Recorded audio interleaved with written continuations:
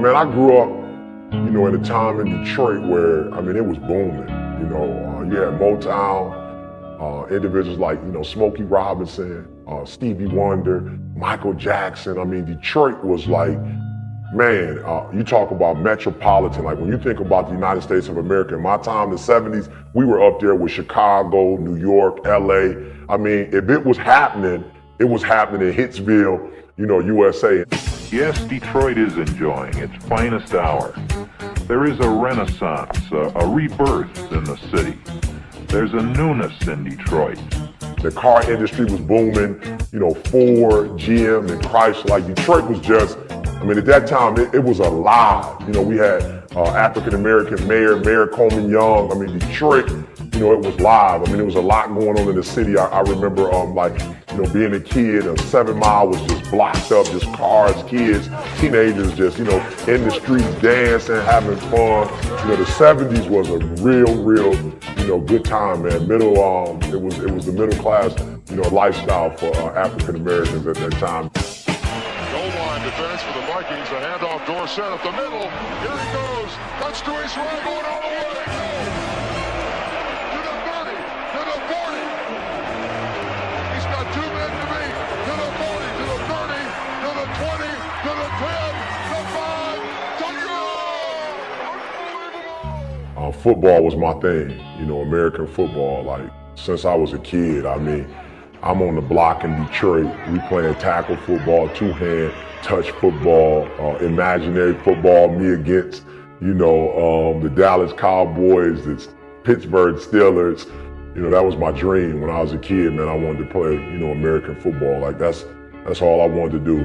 School, I went to school because that's what you had to do, but I wouldn't say that I was in love with school, that, I was like a student, but football, that was my thing. That was my passion. I just wanted to be in the NFL and play football. The reason why you don't give 120% every doggone time you get on the field, because you ain't got a why for what you do. You ain't got a why. I walk in the room, I can see some of y'all. I spoke to all of y'all when y'all came in for the most part. Why? Because I'm looking in your eyes, and I see some of y'all, and you ain't serious. As a young child, Eric was a typical mama's boy, full of energy. A leader even then. Everybody gravitated to our house. When I was younger, man, my relationship with my mom was like, great. We were so close. We just had like an emotional attachment. We thought the same, we act the same. That was my best friend when I was a kid. I had a great relationship with my son from the moment he was born. At the age of 12, I got some news that, kind of changed, I guess you would say, my life or my childhood forever. When Eric called me at work, he said, "Mom, I have something I want to ask you." At first, I was a little afraid to question my mom, but there were some things that I saw, that I was like, well, maybe, my aunts, maybe the people who were telling me this, maybe it could be real. Like I started to see signs, I started to see things, friends on the block started to say things to me, and so finally, I was, like I said, I don't know, anywhere between 12 and 13, I don't remember the exact day, but I remember calling my mom, like, Mom, I got a question to ask you. And he said, "Is Dad my real dad?" My mother said to me, no. It was devastating, and I would encourage anyone, share with your child because somebody else will, and it's horrible when they find out from someone else. When I was homeless, when I was a high school dropout, when I was acting a fool, it's because I thought my mother had me by accident. Yeah, my life took a different course after, receiving the news. Yeah, I just went downhill from that point. You know what I'm saying? I withdrew, and I went internal, and I didn't really talk to my mother as much as I used to talk to my mother before. Man, I went to school and I just clowned. I was rebellious.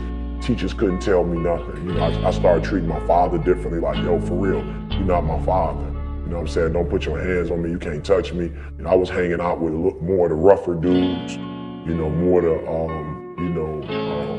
what they would call, you know, the thugs on the block. You know what I'm saying? And it just went down here. I got very negative after that. Like I said, school-wise, home life change, just my whole life changed and started going on. It was a downhill spiral. My parents were from the old school. You know, you disrespectful, you don't obey the rules, you pay the consequences for it. I'm like, I'm not paying the consequences for nothing. And I remember my mother talking to me, and I'm not paying my mother no mind. It's like, whatever. And my father's like, look, your mom's talking to you, have a seat. I'm like, I ain't sitting down. I'm not sitting down. And so I just remember, you know, we going back and forth, and it's turned into an argument. I'm just like starting to walk away, and he's kind of like, no, you're not going to disrespect me.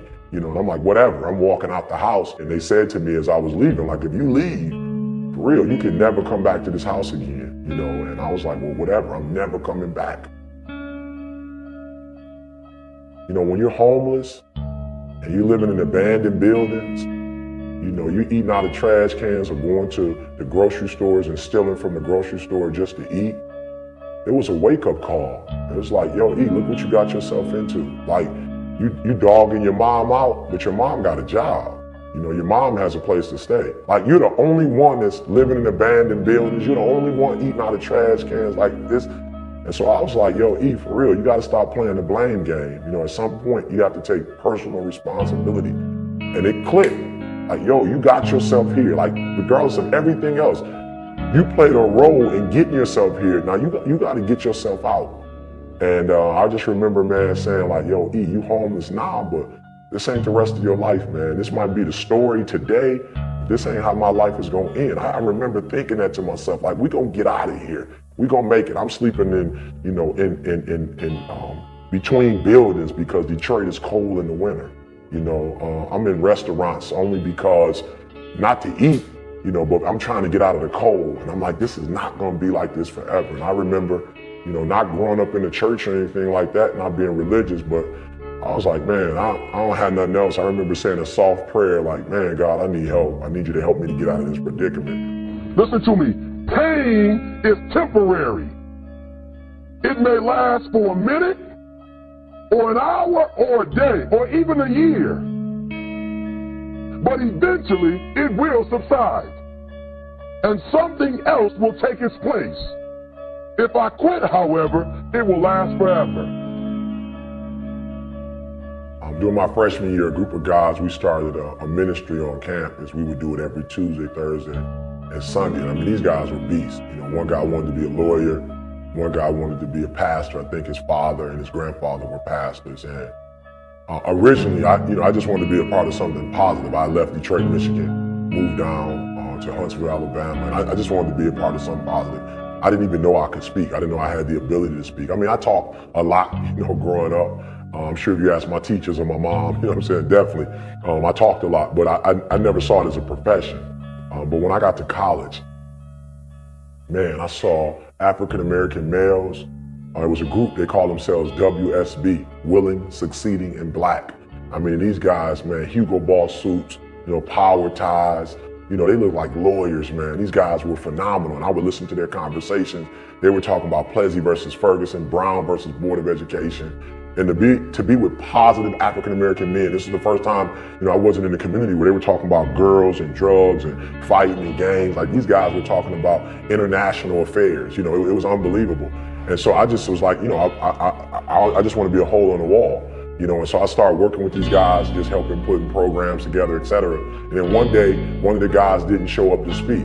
And I mean, I was there, so I had to do it. You know, and so I remember my first speech, it was unbelievable. My first speech was about 300-400 people, and I mean, they loved it. You know, and people came to me afterwards like, yo, Eric, man, you said something that really pricked my heart. I was like, whoa. You know, it was like football for me. When I played football, you know, I was that guy, but there was nothing intellectual that I'd ever done, you know, that allowed, you know, me to get the same type of feeling I got from sports. So when they gave me a chance to speak and it went well, I was like, yeah, wait till the second shot. And so, you know, each time I would speak, I would just feel, it was just, man, I felt superhuman. You know, so I knew at 19 years old, as a freshman in college, that this was something, this was a gift, it was something special. And I had made up in my mind that instead of football, that public speaking was what I was going to do. You is my hustle. When you want to succeed as bad as you want to breathe, then you'll be successful. I don't know how many of y'all got asthma in here today, but if you ever had an asthma attack before, you short of breath, SOB, shortness of breath, you wheezing. The only thing you trying to do is get some air. You don't care about no basketball game. You don't care what's on TV. You don't care about nobody calling you. You don't care about a party. The only thing you care about when you're trying to breathe is to get some fresh air. That's it. And when you get to the point where all you want to do is be successful as bad as you want to breathe, then you'll be successful. I think what's so unique about, my presentation is that it comes from the heart. That I speak from the heart, and I'm not afraid to be transparent. I'm not afraid to talk about my failures. I'm not afraid to talk about my fears. I'm not afraid to open up my life